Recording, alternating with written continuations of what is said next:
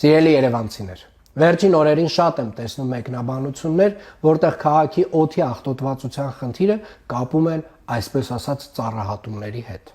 Եկեք միասին պարզենք, արդյոք սա ճշմարտություն է, թե ոչ։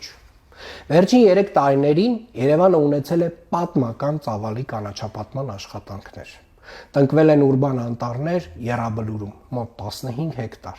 Փարոսի բլրին կրկին 15 հեկտար, Համալիրին հարող լանջերին 9 հեկտար, Նորք Մարաշի այգիներում, Նոր-Նորքի 5-րդ զանգվածում, Աշտարակի խճուղու հարակից տարածքներում, Սարալանջում, Երևանյան լճի մոտ, Լյուքսեմբուրգի փողոցում եւ այդպես շարունակ։ Եվ էլ չեմ խոսում վերակառուցված այգիների մասին։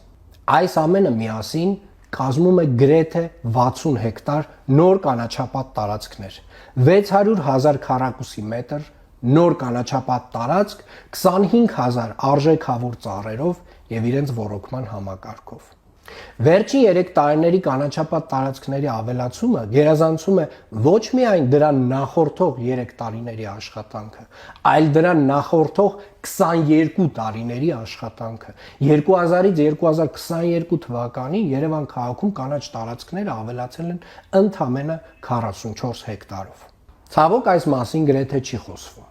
Շեշտը դրվում է միայն մեր մայթերի ծառերի փոխարինման փոքրածավալ ծրագրի վրա, այն դեպքում, երբ 3 տարվա ընթացքում մենք փոխարինել ենք ընդամենը 4300 ծառ,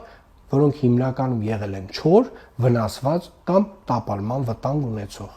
Եվ շեշտում եմ, փոխարինել ենք, ոչ թե պարզապես հատել։ Իսկ փոխարինվել են այդ ծառերը նոր, կենսունակ, առողջ, երկար կյանք ունեցող տեսակներով։ Այսինքն խոսքը ոչ թե ծառերի նվազեցման, այլ անվտանգության եւ առողջ միջավայրի ապահովման մասին է։ Վատ օդը միայն Երևանի խնդիրը չէ։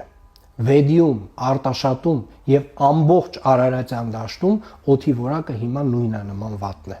Սա հիմնականում պայմանավորված է քաղաքների ավազանային տեղակայմամբ, ձմեռային ինվերսիայով եւ սեզոնային կլիմայական գործընթացներով, որոնք այս օրերին պարզապես չեն թույլ տալիս, որ օդը տեղաշարժվի եւ փոխվի։ Մարդածին գործոնները վստահաբար որոշ չափով վատթարացնում են պատկերը քաղաքի ներսում, բայց ինվերսիան ինքնին տարածաշրջանային ֆիզիկական երևույթ է, անկախ որևէ գործողություններից։ Այո, օդի որակը հիմա լավը չէ,